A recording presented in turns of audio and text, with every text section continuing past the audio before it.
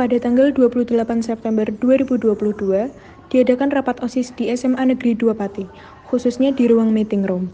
Rapat ini dihadiri oleh 30 orang pengurus OSIS, 15 orang pengurus dari kelas 11, dan 15 orang pengurus dari kelas 10. Rapat kali ini membahas mengenai program kerja OSIS tentang ekstrakurikuler English Club yang sudah vakum kurang lebih 2 tahun saat masa COVID-19. Untuk program kerja yang akan kita laksanakan dalam waktu dekat, yaitu kita akan mengaktifkan kembali kegiatan ekstrakurikuler English Club yang sudah vakum kurang lebih selama 2 tahun semenjak adanya COVID-19. Dimulai dengan membuat kegiatan yang lebih menyenangkan seperti membuat mading dengan menggunakan bahasa Inggris, mengadakan storytelling, atau mengadakan kelas bahasa Inggris dengan mendatangkan pembina dari luar untuk melatih kita pada setiap pertemuannya. Menurutku, itu sudah menjadi hal yang biasa bagi para siswa-siswi. Bahkan cenderung membosankan bagi mereka.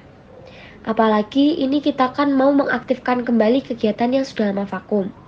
Mungkin kita bisa mengadakan kegiatan lain yang lebih seru, yang bisa lebih menarik perhatian dan minat para siswa, tanpa harus mengeluarkan biaya lebih juga. Kalau kamu tadi kan bilang akan mendatangkan pembina dari luar. Menurutku, itu akan memakan biaya yang cukup besar untuk kita semua. Lalu bagaimana? Kegiatan seperti apa yang nantinya tidak membosankan bagi para siswa?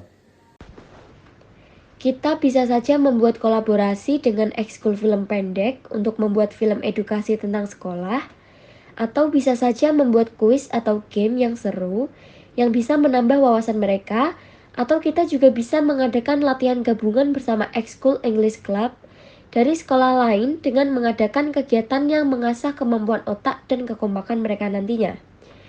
Tentunya dari kegiatan yang aku sebutkan tadi tetap berpacu pada penggunaan bahasa Inggris saat pelaksanaannya, dan tujuannya tetap berpacu pada pembiasaan dan perluasan wawasan kepada siswa-siswi terhadap penggunaan bahasa asing. Latihan gabungan bukannya sama saja memakan biaya. Apa bedanya dengan ideku yang tadi? Kalau kita harus panggil pembina dari luar, otomatis setiap bulannya kita akan terus mengeluarkan biaya untuk pembina tersebut. Belum lagi konsumsi untuk pembinanya, dan lain sebagainya. Sedangkan latihan gabungan ini tidak dilakukan secara rutin, bisa saja 1 bulan sekali. Itu pun biaya yang kita keluarkan hanya konsumsi, dan itu pula nggak full 100% dari kita. Pasti juga ada kontribusi biaya dari sekolah yang kita ajak kolaborasi kan? Toh dengan berlatih bersama sekolah lain, kita juga bisa menambah relasi pertemanan kita. Aku rasa Kania betul Han. Aku setuju sama pendapat Kania karena kegiatan yang dia sebutkan tadi adalah kegiatan baru yang belum pernah diadakan di sekolah kita sebelumnya. Ya, aku setuju sama Kak Nia. Kita juga nggak perlu mengeluarkan budget berlebih setiap bulannya untuk membayar pembina dari luar. Aku apresiasi sekali dengan ide Kak Farhan. Tapi aku rasa para siswa akan lebih minat dengan kegiatan yang Kak Nia utarakan tadi. Aku tidak memaksa jika memang kamu kurang setuju dengan ideku, tapi keputusan ada di tangan kamu. Oke, sekarang kita voting saja biar adil. Akhirnya, para pengurus OSIS mengadakan voting untuk menemukan keputusan yang adil mengenai kelanjutan kegiatan English Club. Setelah kurang lebih 30 menit mengadakan voting mengenai kegiatan yang diutarakan antara Farhan dan Kania, hasil dari voting tersebut lebih banyak tertuju pada pendapat Kania. Oke teman-teman, seperti yang kalian lihat sendiri, hasil voting untuk kegiatan English Club lebih tertuju pada pendapat Kania. Bagaimana Farhan? Apakah masih ada sanggahan lagi?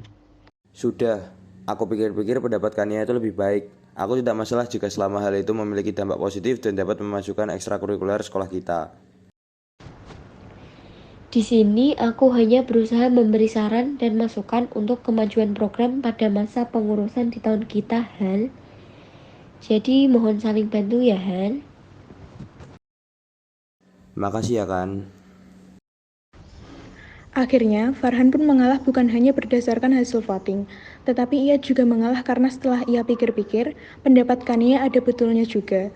Dan memang seharusnya kita bisa menghargai pendapat satu sama lain, selagi hal itu berdampak positif bagi sekitar.